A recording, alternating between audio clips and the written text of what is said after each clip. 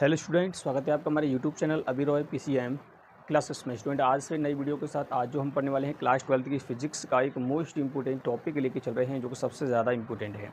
Board exam में student इससे question बन जाता है, इसलिए इस प्रश्न को, इस टॉपिक को अवश्य तैयार करना है ताकि आपको कोई भी प्रश्न बोर्ड एग्जाम में ना छूटे।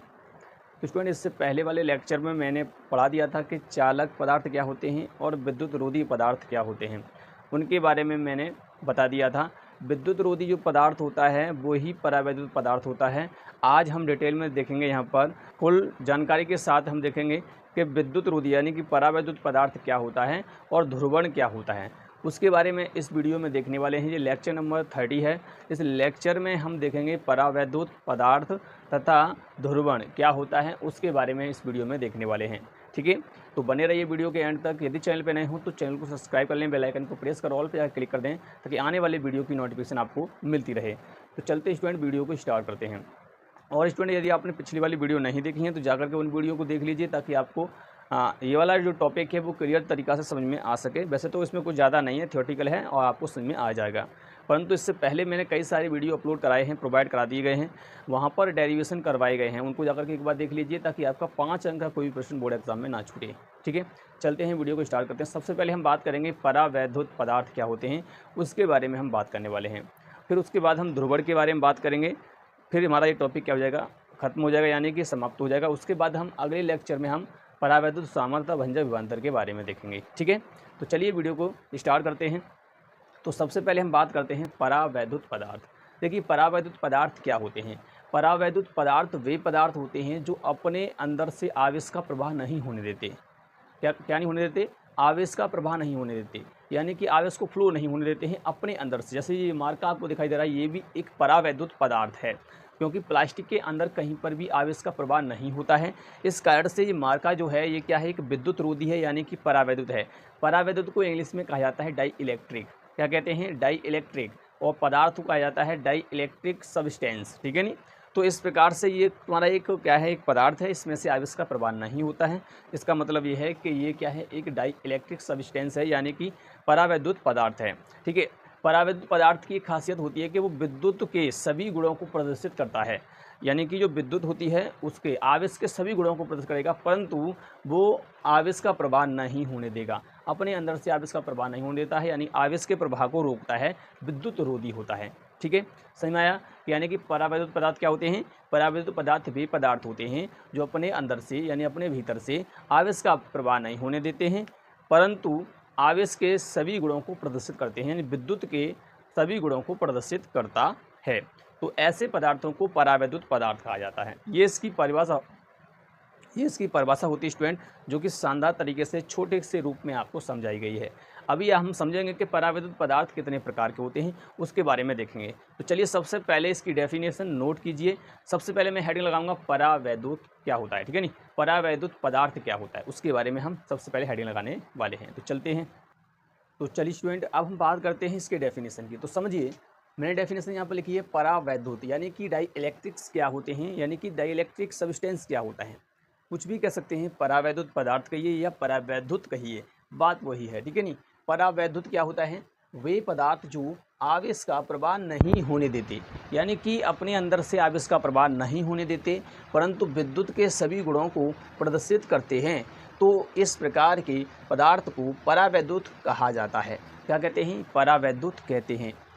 दोबारा से देखिए, वे पदार्थ जो आवेश का प्रवाह नहीं होने देते हैं, परंतु विद्युत के सभी गुणों को प्रदर्शित करते हैं। तो इस प्रकार के पदार्थ को परावैद्युत कहा जाता है। ठीक है, ये होती है इसकी डेफिनेशन। इसके उदाहरण क्या हो गए, कागज़ हो गया, मोम हो गया, अभ्रक हो गया, H2O, HCl, ATC आदि होते हैं, यानी कि बहुत सारे होते हैं। ये प्लास्टिक भी होती है।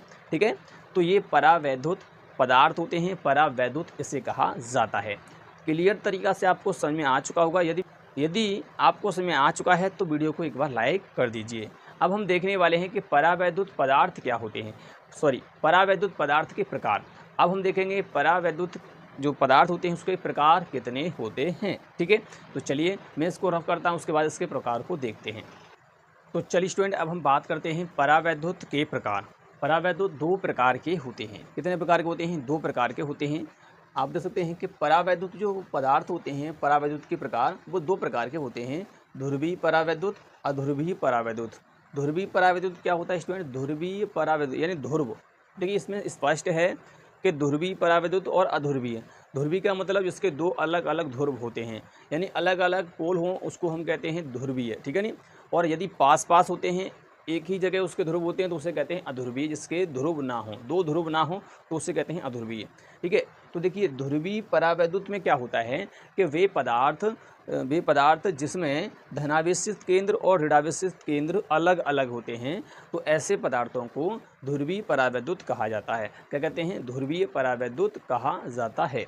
यानी अलग अलग इनके क्या होते हैं? ध्रुव होते हैं, धनावेश अलग होगा, ऋणावेश अलग होगा। तो इस प्रकार के पदार्थ को ध्रुवीय परावैद्युत कहा जाता है। ठीक, क्लियर। यानी कि ध्रुवीय परावैद्युत की ये परिभाषा होती है, आप नोट कर सकते हैं कि ध्रुवीय परावैद्युत पदार्थ वे पदार्थ होते हैं जिसके धनावेशित केंद्र तथा ऋणावेशित केंद्र अलग अलग होते हैं, तो ऐसे पदार्थ को ध्रुवीय परावैद्युत कहते हैं। ठीक है। एक बात और आपको यहाँ पर लिखनी है कि जो ध्रुवीय पदार्थ होते हैं उनमें वैद्युत द्विध्रुव आघूर्ण होता है। क्या होता है? वैद्युत द्विध्रुव आघूर्ण उत्पन्न करते हैं, प्रदर्शित करते हैं। यानी ध्रुवीय जो होते हैं अलग अलग, जो दो होंगे अलग अलग, तो वो डाइपोल की स्थिति को प्रदर्शित करते हैं, ठीक है ना। यानी कि वैद्युत द्विध्रुव की, तो उसमें वैद्युत द्विध्रुव आघूर्ण उत्पन्न होगा, ठीक है।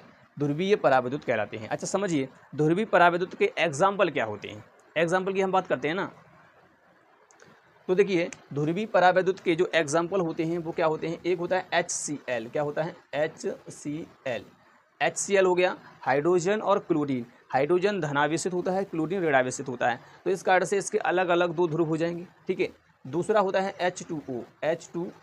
H2O में भी H धनावेशित होता है और O ऋणावेशित होता है, तो इस प्रकार इसके अलग अलग दो केंद्र होंगे, अलग अलग क्या होंगे? इसके ध्रुव होते हैं।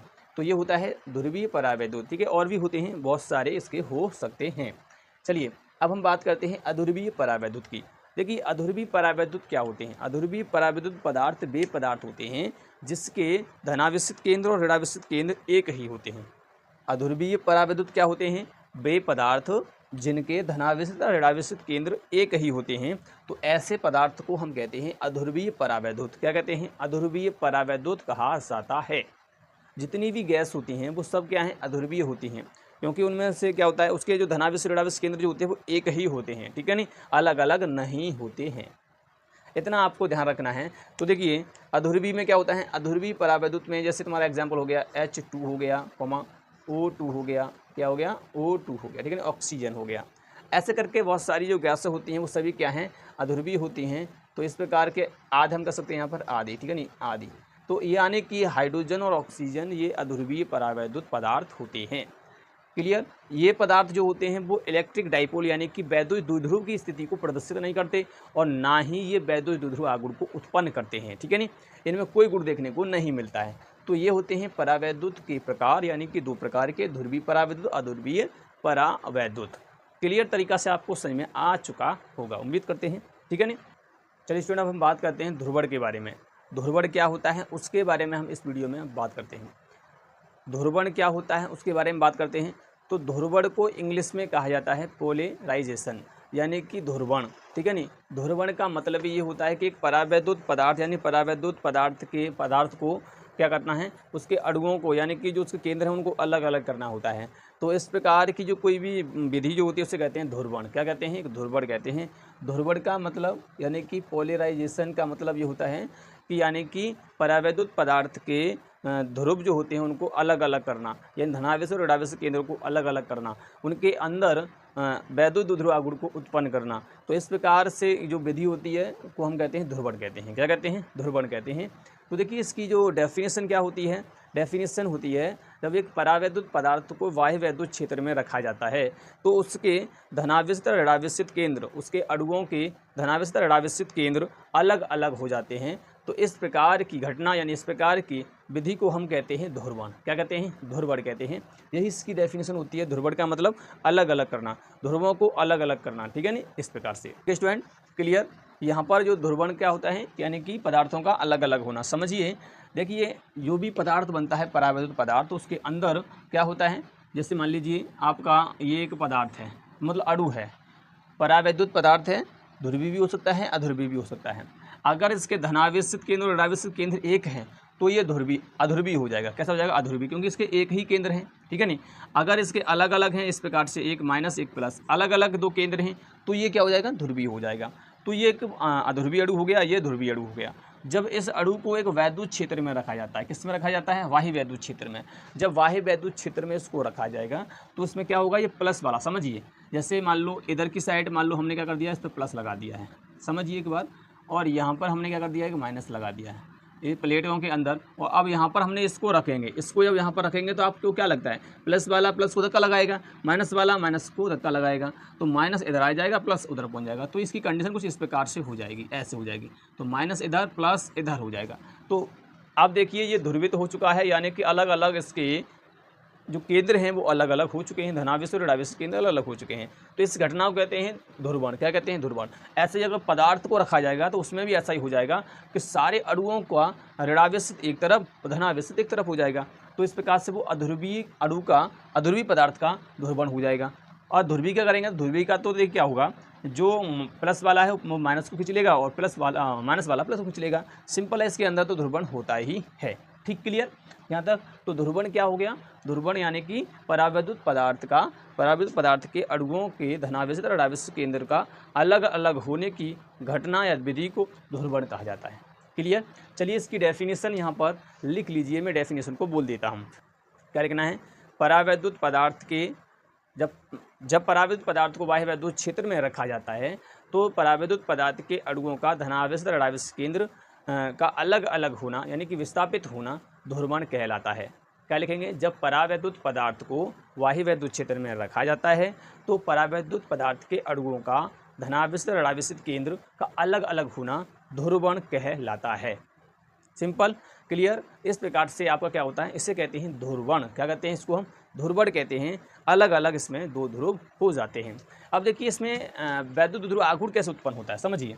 देखिए मैंने आपको पढ़ाया था कि वैद्युत द्विध्रुव क्या होता है। वैद्युत द्विध्रुव होता है यानी इस प्रकार से, यानी कि इनके बीच की दूरी अल्प होती है, एक माइनस होता है, माइनस क्यू आवेश, एक प्लस क्यू आवेश होता है, इनके बीच की दूरी 2l होती है।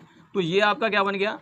वैद्युत द्विध्रुव बन गया। तो ठीक इसी प्रकार से इसमें भी देखिए, यहाँ माइनस है, यहाँ प्लस है, तो यहाँ माइनस है, यहाँ प्लस है, इनकी भी बहुत कम दूरी होती है। इस कारण से इसके अंदर भी क्या होता है? वैद्युत द्विध्रुव उत्पन्न होता है। ठीक है नहीं? वैद्युत द्विध्रुव आघूर्ण उत्पन्न होता है, जैसे इस प्रकार से है वैद्युत द्विध्रुव है। तो ये वैद्युत द्विध्रुव होते हैं। जब देखिए अध्रुवीय अणु जो है वो वैद्युत द्विध्रुव नहीं होगा, क्योंकि ये अलग है। जब इसको वैद्युत क्षेत्र में तब ये ध्रुवित हो जाता है, ठीक है। परंतु इसके अंदर वैद्युत द्विध्रुव आघूर्ण उत्पन्न होता है, यानी हो जाता है इसके अंदर, ठीक है। तो ये होता है, इसी कारण से इसके अंदर क्या होता है? वैद्युत द्विध्रुव आघूर्ण उत्पन्न होता है। उम्मीद करते हैं आपको समझ में आ चुका होगा। बहुत ही शानदार तरीके से आपको समझाया है कि परावैद्युत पदार्थ के प्रकार के बारे में। अब इससे अगले वाले लेक्चर यानी 31 में हम देखेंगे परावैद्युत सामर्थ्य भंजक विभवांतर क्या होता है, उसके बारे में अगले लेक्चर में देखेंगे, ठीक है। तो उम्मीद करते हैं आपको समझ में आ चुका होगा। यदि वीडियो पसंद आई हो तो वीडियो को लाइक कर दीजिए, चैनल को सब्सक्राइब कर बेल आइकन को प्रेस जरूर कर दीजिए ताकि आने वाले वीडियो की नोटिफिकेशन आपको मिलती रहे। अब मिलेंगे नेक्स्ट वीडियो में, तब तक के लिए जय हिंद।